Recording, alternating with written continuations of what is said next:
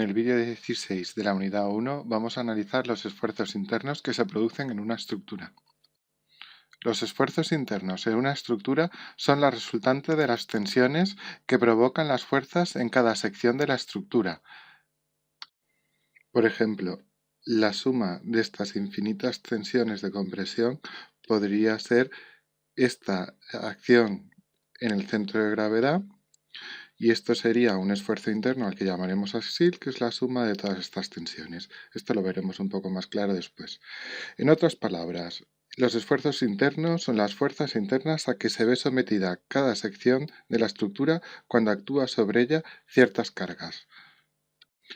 Vamos a ver en este vídeo que en función del efecto que tienen sobre la sección de la estructura analizada, estos esfuerzos pueden ser esfuerzos axiales, esfuerzos cortantes o de cortadura, esfuerzos flectores o de flexión y esfuerzos de torsión. Vamos a ver cuáles son esos esfuerzos y qué efectos provocan en las secciones. Una sección de un elemento estructural está sometida a esfuerzos axiales cuando sobre ella actúan fuerzas que tienden a estirarla o a cortarlo. Hay dos tipos de esfuerzos axiales, esfuerzos de compresión y esfuerzos de tracción. Empecemos analizando el esfuerzo de compresión. Diremos que una sección está sometida a un esfuerzo axial de compresión cuando las fuerzas que actúen sobre la pieza tienden a comprimir dicha sección. Por ejemplo, como ves aquí, esta sección de una pieza estructural está comprimida por estos dos esfuerzos axiales que ves centrados en la directriz, es decir, en la sección central de esa viga. También aquí ves, por ejemplo, un pilar circular en la que tiene un axial centrado en el centro de gravedad de su sección. Un ejemplo de elemento que trabaja principalmente a compresión son los pilares, tal y como puedes ver aquí. Le toca el turno ahora a la tracción. Diremos que una sección está sometida a un esfuerzo axial de tracción cuando las fuerzas que actúen sobre la pieza tiendan a estirar de dicha sección. Por ejemplo, en esta pieza de un elemento, que podría ser un elemento viga, vemos como hay dos fuerzas que estiran de él y esa tracción que está sufriendo la pieza la vemos representada por estos dos vectores en el centro de gravedad de la pieza. Un ejemplo de elementos que trabaja a tracción son habitualmente los cables. Los cables solo trabajan a tracción. Tanto los esfuerzos axiales de compresión como los de tracción los vamos a representar por la letra N. El signo es el que nos indicará si es positivo o negativo, es decir, si es de tracción o compresión. Es el turno de analizar el siguiente esfuerzo interno en una estructura. Se trata de los cortantes. Una sección de un elemento estructural está sometida a esfuerzos cortantes cuando sobre ella actúan fuerzas que tienden a desgarrarla o cortarla. Es habitual representarla por la letra Q. En algunos manuales también verás que se representa por la letra V y es, como puedes ver, un efecto en el cual una viga se corta como si pasases un cuchillo a un taco de mantequilla o a un trozo de queso. Analicemos ahora los momentos flectores. Una sección de un elemento estructural está sometida a esfuerzos de flexión o flectores cuando sobre ella actúan fuerzas que tienden a flexionarlo o doblarlo. Al esfuerzo de flexión o flector le vamos a representar por la letra M, como puedes ver aquí. En este caso estás viendo una flexión positiva. Por ejemplo, en una viga, cuando las cargas verticales producen deformaciones cóncavas, la viga se encuentra sometida entonces a flectores positivos, de manera que si esto es una sección de la viga, si por aquí cortásemos esta sección y la viésemos en 3D, lo que pasaría es que este flector, representado aquí por este momento en el centro de gravedad, produciría que esta cara, la cara por la que hemos hecho el corte y que estamos analizando, girase de manera que estas fibras de aquí pasasen a estar hacia atrás, mientras que estas fibras de aquí pasasen a estar hacia adelante. De manera que toda la zona que ves por aquí quedará traccionada y la zona de arriba quedará comprimida, estando las fibras superiores siempre las más comprimidas y las fibras inferiores las más traccionadas. Y estando en el eje neutro, este elemento que pasa por el centro de gravedad le llamamos eje neutro, todas las tensiones en ese lugar son nulas. Veamos en un vídeo cómo funciona una viga que está sometida a flectores positivos. Cuando tengas una viga como esta sometida a un momento flector positivo, se deformará como ves, es decir, de una manera cóncava. En la cara inferior estará a tracción, mientras que en la cara superior la viga habrá quedado en compresión.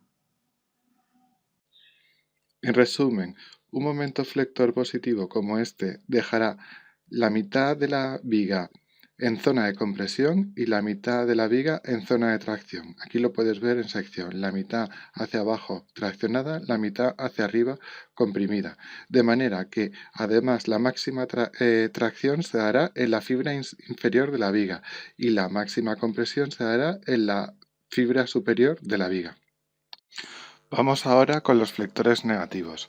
Un flector negativo en una viga se podría provocar, por ejemplo, ante cargas verticales que van hacia arriba y generarían sobre dicha viga una deformación convexa, como puedes ver en la figura.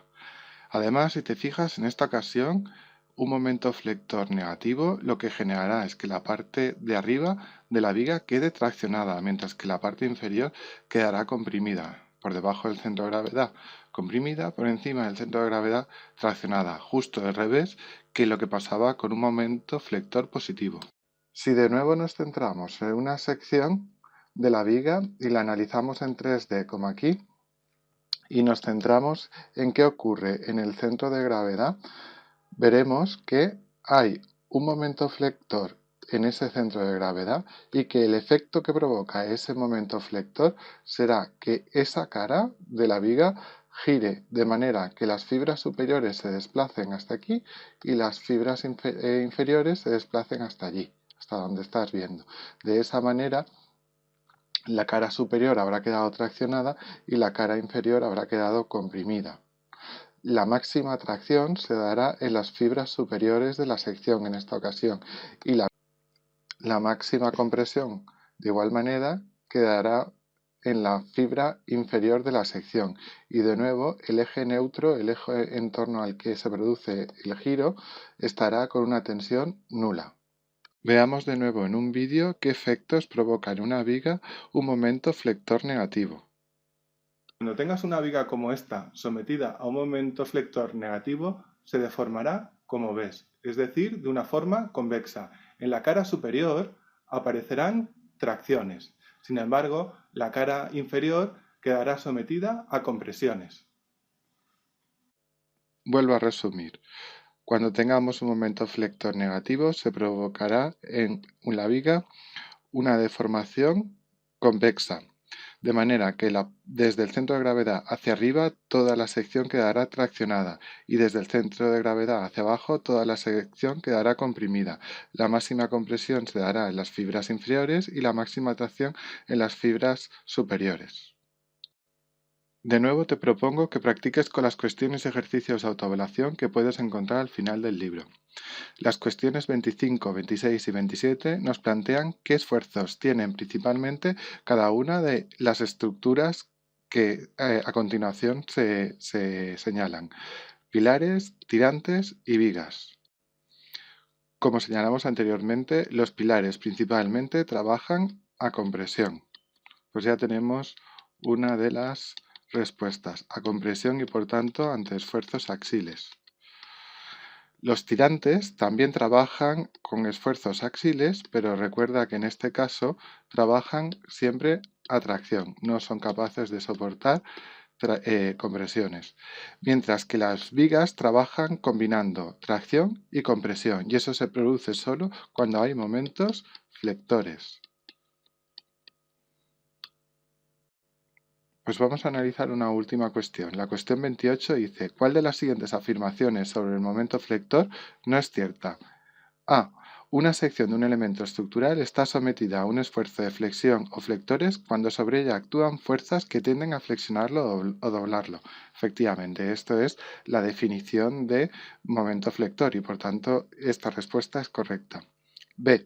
Si el momento flector en una sección es de valor negativo, entonces las fibras de la cara superior de dicha sección están traccionadas.